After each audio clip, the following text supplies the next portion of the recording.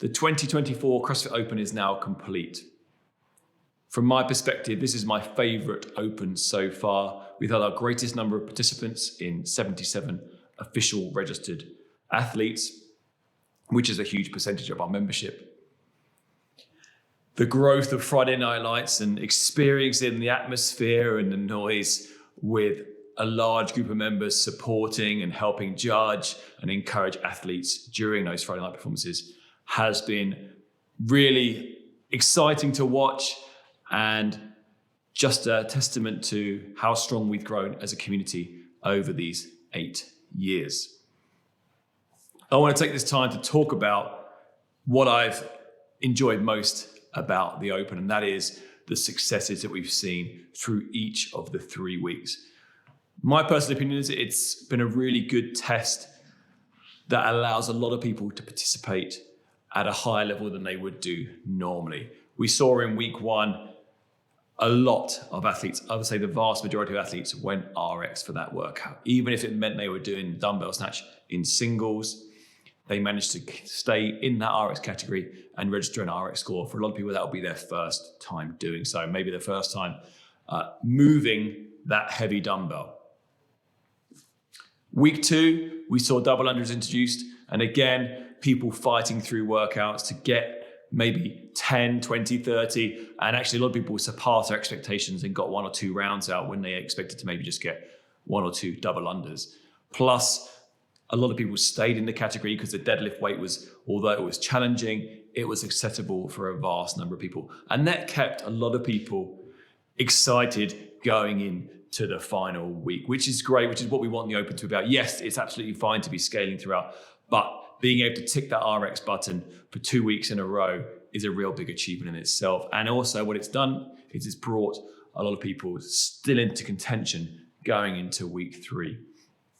Week 3 was the chance for athletes with a greater level of skill, maybe the stronger athletes, to shine a bit more and to move themselves up in position, perhaps to scrape into those quarterfinal spots.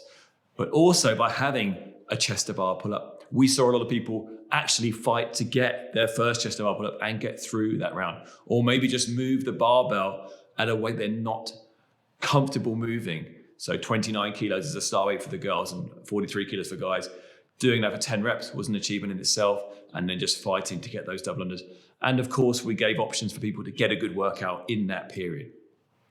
What I love seeing in week 3, and this is what we're talking about in this video, is the amount of people that actually managed to get through more than they thought. One of the highlights for me was watching Nadine for days before, just struggling on the bar, trying to get a single chest to bar, and then in the workout, she managed to achieve 90 reps, 40 total chest to bar pull-ups, which far exceeded her expectations, and put her within a hair's breadth of making the quarterfinals. She actually finished in the 73rd percentile for the 3 weeks overall. So just a small distance away, and next year, I'm pretty certain that she will make it into the quarterfinals. And that was the great thing about how this test has been so far. And the increase of allocation to 25% this year is it actually has inspired a lot of you to think about what you're going to get better at for next year, because you actually realize how close you could get to the quarterfinals just by achieving those additional skills, double unders, the pull-up work, toes to bar, maybe increasing your strength by a fraction, improving your Olympic lifting. It doesn't take much to take you from the 55th percentile into that 75th percentile, about the top 25%. We also saw, alongside some great chest to bars, we saw people getting their first bar muscle ups or their first bar muscle up in a workout. So Kat Shaw getting her first bar muscle up, Helena first bar muscle up in an actual workout, Andy George the same first bar muscle up in a workout, Taulev, whose shoulder has been niggling him for years, now is back on the bar muscle up train, getting over that bar for a bar muscle up. In the depth of that workout, it was a little bit hidden because we were watching Kat get her first when he was doing his one.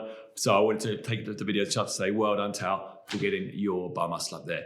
If I've missed someone else off, I apologize, but they were my big wins that I noticed when I was coaching classes during that time.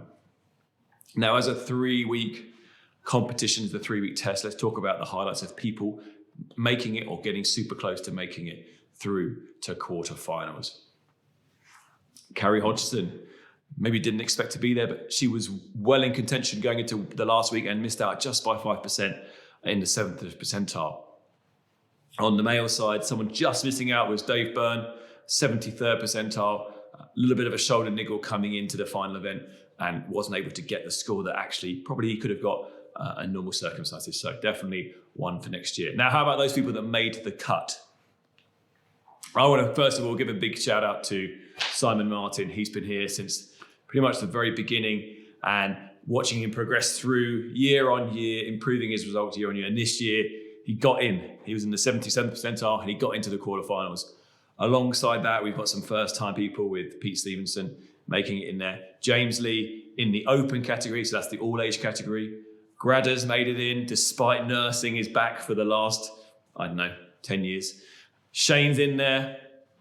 Russell's in for his first time. Jack's made it in for the first time, and he's made it in the top 10%, which he missed out on last year.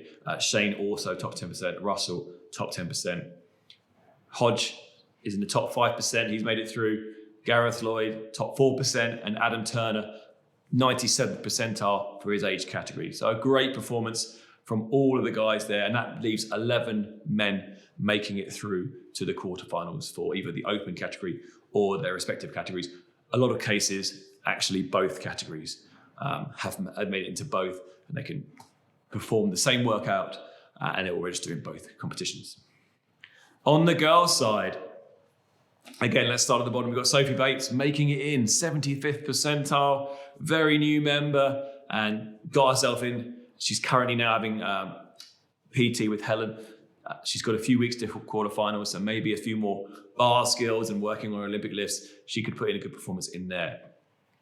Let's go into the over 65 category, if you don't mind me saying it. Ruby and Marion, an amazing achievement. Both those girls making it through to the quarterfinals. 76th percentile for Marion, 78th percentile for Ruby. It's great to have two of them because they can perform their workouts together during that quarterfinals week. Mel Ring, don't see a lot of you here because I know you spend a lot of time in Guernsey, but you've made it in 78th percentile. Great work there. Helena, her bar muscle ups in that final workout bumped her over the threshold and got her into the quarterfinals. Pip, well done, you're in the open category quarterfinals. Amy, you've made it through as well. Charlene, welcome back to CrossFit Chiltern, and it's great to see you representing us when you go to the quarterfinals. And then we've got Alison making top 10%, Kat Shaw making top 6% in the open category, and also Coach Helen top 5% in her category. So very symmetrical in that we have 11 girls also participating in this year's quarterfinals. Now you may say, well, we've got 22 people in the quarterfinals, but that's just because of the increased allocation this year. Well, actually, if you look at the numbers, we would have had 10 people in the quarterfinals, which was double last year if it was 10%. So an amazing achievement from all of our members. And I'm really excited for that quarterfinals week. I don't know how we're going to work the logistics, but it's going to be an exciting time to see so many people competing.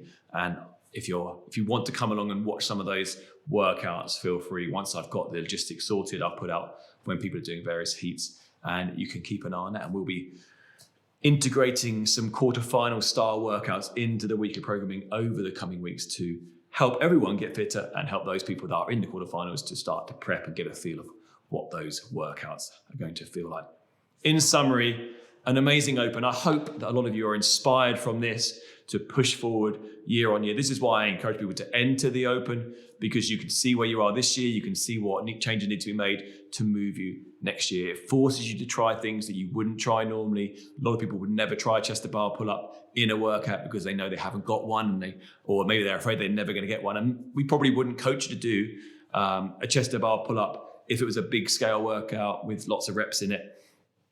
But the Open forces you to test how far away you are, and maybe you surprise yourself and actually get there. The same with double unders and the same with the weights. And maybe if you did the thrusters at the 29 kilos in the girls category, or you got through and got to the heavier bar as well and you managed to move those, then you should look at amending how you train going forwards, because maybe you've underestimated your strengths. I'm excited to see a lot of you in this Saturday's team workout. I will be looking and reviewing the lip sync videos later today. I will say again, we had our lockdown lip sync when people are at home. This year is a step up from the videos that were submitted 4 years ago. Some amazing entries. I won't go over those now, but really enthused by how involved everyone is getting. And I know that some people that maybe don't want to do lip sync are coming on Saturday to make up for the fact they're too shy. And that's great. I don't expect everyone to be able to do everything in this. If you can't make the workout Saturday, try and come on in the evenings to the beach house and celebrate this open season with us. I think it's going to be a fantastic year for us at CrossFit Open. We've got a lot of stuff coming down the pipeline with what we're doing with coaching and potentially some other developments coming soon. Fingers crossed on that. I'll let you know more on that in the future. But again, thanks to all of you for supporting each other and supporting us. And have a great rest of your day. See you on Saturday, hopefully. And if not, see you in the box next.